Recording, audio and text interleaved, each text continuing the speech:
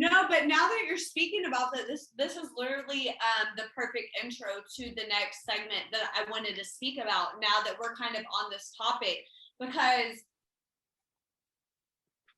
it's always been an issue, but I feel like now we're kind of more seeing things, and now they're just making it more in your face and a fuck you, but voter suppression. Mm-hmm. We see all the things that's going on, how they are not only trying to make it a misdemeanor to provide food and drinks to those who wait in line, but in Georgia, no, it's illegal to give someone a bottle of water waiting to vote. But wait, we'll get to that. But wait, not only that, they're limiting drop boxes for some counties. So, and not only are they limiting them, they're limiting them, and the ones that are limited won't be available the last 4 days of the election. It's because Georgia flipped blue. Yeah.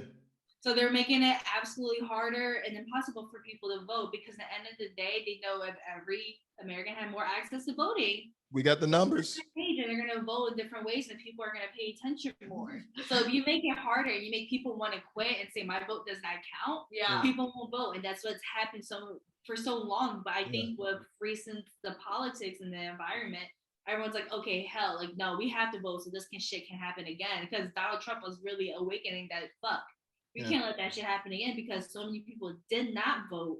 It led to that and allowed someone who had no political experience to be elected to presidency.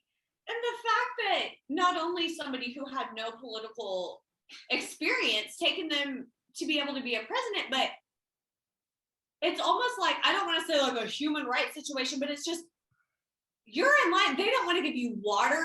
They don't want to give you basic around the world, like the voter suppression in the United States and the redlining that we have, and how they draw the county lines for voting and seats and House seats and representatives. Like voter suppression is a real issue in America. We talk about we have freedom, we have the right to vote, we have to say democracy. But do we have that though? Truly, it's propaganda. That's what we've been saying. Yeah.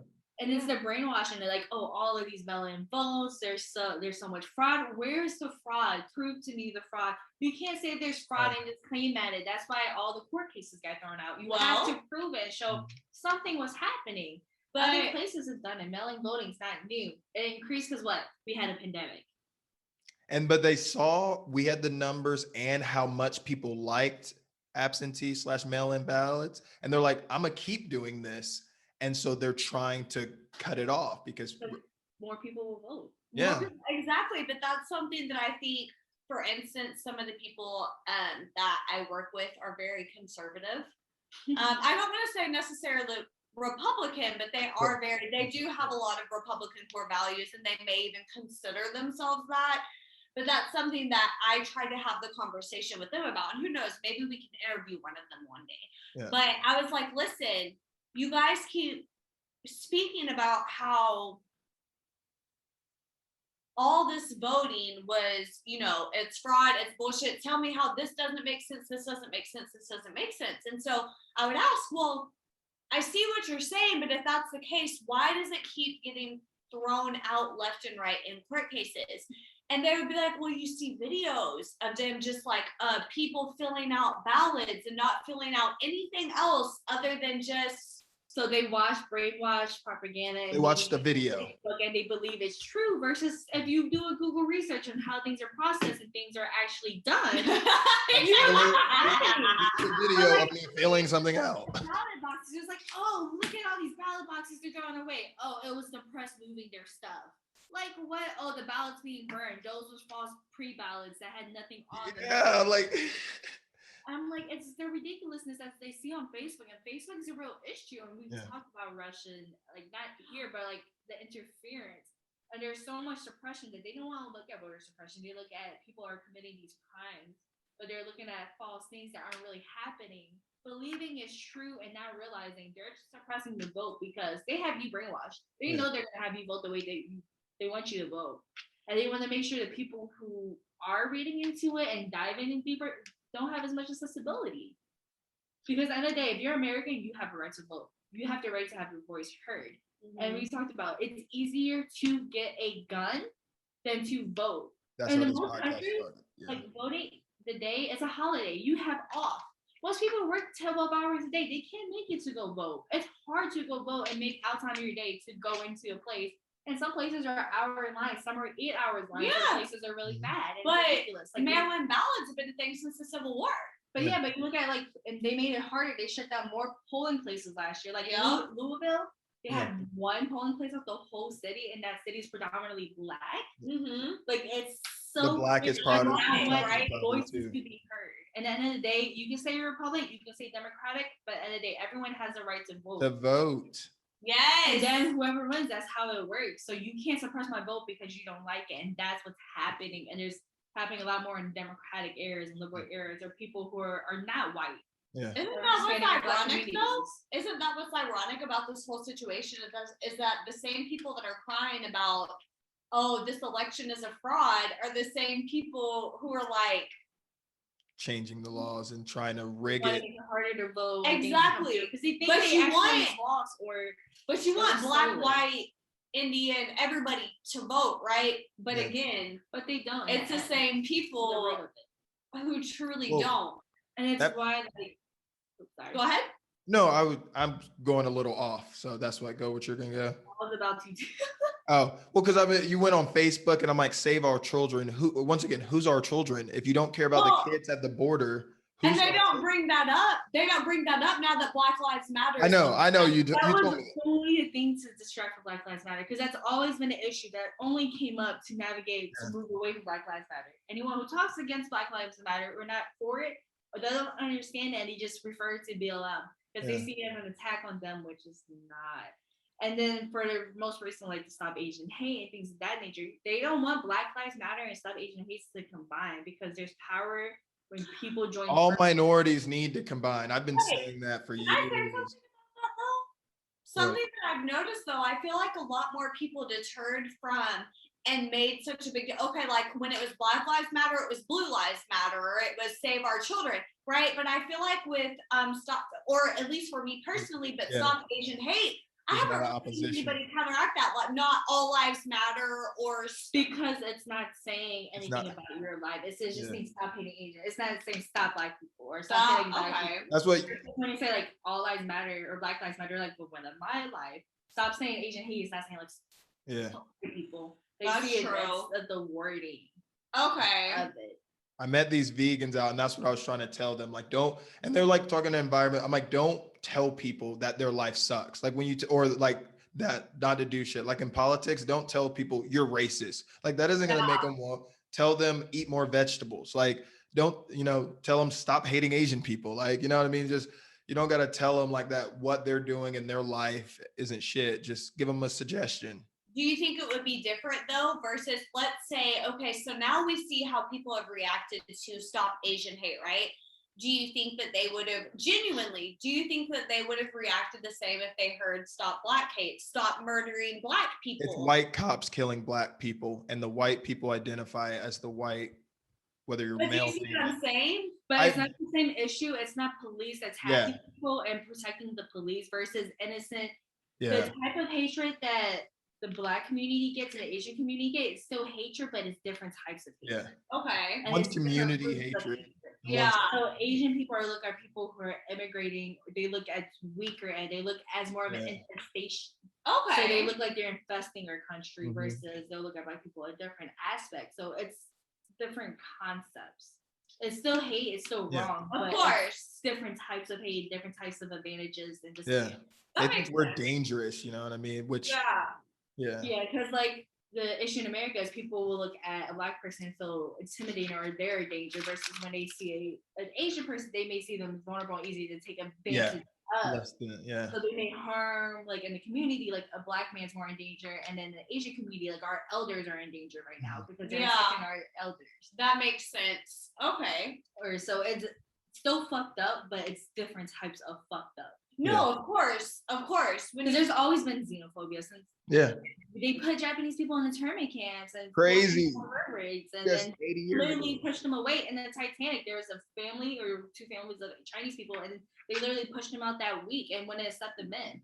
There's always been a hatred to the immigration group. Like even now, the most deported like immigrants right now is Black people and like their community. Oh. So you see Muslim and Mexican, but at the end of the day, like America that we have today is founded on racism. So it's hard to say, hey, you're a racist, and it's hard to call that out. Yeah. But at the end of the day, all of what we were brought up into society has some type of foundation or structure into racism. I know I have racist ideals that I don't want. So it's more like identifying, like, hey, this is what's happening, realizing, understanding it, and then confronting it. Like, and you're gonna have something like when it comes to misogyny, racism, all of that, you're gonna have stuff built in that you know, and it's up to you to identify, dissect it, and to become a better person from it. And I think people are afraid to do that because they don't want to be called a racist, or like they think racism kind of like how like rapists now, it's like the force of the scum. They don't want to be that person. They're like, I'm not a racist. I have Black friends, but there's I levels. Mexican friends, but no, I don't want any immigrants to come here and take my land and do my job. I'll shoot them. They take advantages, or they do this. Like, no, you're saying a lot of racist shit. And it's the fact that a lot of people don't think they're racist because they're like, oh, fuck Black people. But you lock your doors if someone walks by your car. So what's up with that? Or like you judge people by their hearing. You think it's unprofessional, but that's your natural hearing. You can do whatever the fuck you want. Like people can't have dreads, but she can have pink hair. Exactly. Like, exactly. It's just, but now braids are cool and a thing that it's not a problem in the workplace. But before, people can even wear dreads in school or braids in school. And I think that's where people get angry of, and people see division versus like, oh, you don't like this unity, versus like you need to understand why it upsets people, what's embedded in that. And I think that's hard for people to stop and look at myself like, damn, I may not be right. Yeah. May not have known the right things, and then that's a hard pill to swallow. It's hard. And no one's gonna want. Not many people want to do that, and I think that's the thing. Just in America, we don't want to look at that. We want to focus on our one little issues, claim that, and then fight over that. Because if you talk down the nitty gritty, you're gonna find a lot of contradictions with people and what they say. Especially, I think when it comes to conservative or Republicans and Democrats, like there's a lot of similarities. Of course. The pivoting and the propaganda, honestly, focus on these three things, we can ever do whatever the fuck we want. Because the Democrats, their party's not gonna have our best interest. It's really up to us as a people to hold them accountable and push them like, hey, you're not doing this, you need to do something. Like people leaving out of Georgia, like Delta and the All-Star game or whatever. I think it was the All-Star game pulled out, right? Oh no, that was Charlotte. Charlotte, because of the bathroom laws in Charlotte, North Carolina. It was a recent like sporting event. They moved it to Colorado.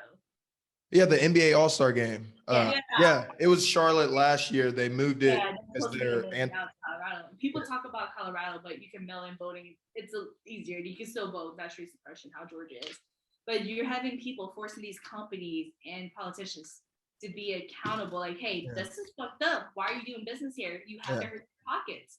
So literally, people are moving out. You have Delta talking about moving out. You have Coca-Cola talking about moving out of Georgia. Because no one's gonna care until their pockets are hurt. Until it hits you. It's all about the money. So like people cancel culture. It's like it's not cancel culture if you're holding people accountable to your beliefs. Because at the end of the day, like Dr. Seuss, no one ever protested that. Dr. Seuss said, you know what? On us for a better idea. This kind of is a little fucked up. Let's take it out. And then conservatives got mad because they thought it was an attack on their freedom of speech, when in reality, this is what capitalism is. You get to see what you put out there, and people have the ability to say, I don't like what you're doing. I don't want to support you. Which is freedom of speech. It's not cancel culture. It's literally capitalism. We get to choose what we want to support and what we don't. And I think it's great in the community. And when Black Lives Matter came up, and just with the recent past couple of years, I've seen a shift focus from these big companies, especially like Gen Z and millennials, and focusing back on smaller companies and supporting the smaller person. I'm loving that. Like I see people focus on makeup, buying clothes from each other. I've seen how many businesses open up in the last couple of years of candles or key changes, little bit of things. And glad to see, like, because we had the era of malls and all this shopping, and that's dying down. And we're like, we don't need these super cheap things because the quality sucks and it's and then all of it, everything looks the same. We're going back to how I think it should be and supporting each other. Not these big Walmarts or Targets. Like support Mary down the street, or you know, like the little restaurants you like that are actually like real food versus Applebee's, artificial Friday. flavoring, yeah. Multi-million-dollar corporations. And I think that's why we literally. like Richmond, because all through out here is small family like businesses, Mom and pop community shops. Love the shops, vibe. Yeah. Exactly. Like, I don't. How often do you actually eat like a named place, like a We restaurant? really house? don't. And a lot of the places too, as well, like just me driving back and forth to work, you know, you have little farms that are selling vegetables or little plants, like they have like a nursery there or something, and you want to, and we look a lot more to support little smaller restaurants to where Yeah. they're kind of starting And out the and food's things like better. that. And it The is. food is way better. Yeah. Not that I have anything against name brand restaurants. I love that Oh no, I too. do. They suck. But Small restaurants are better. of course.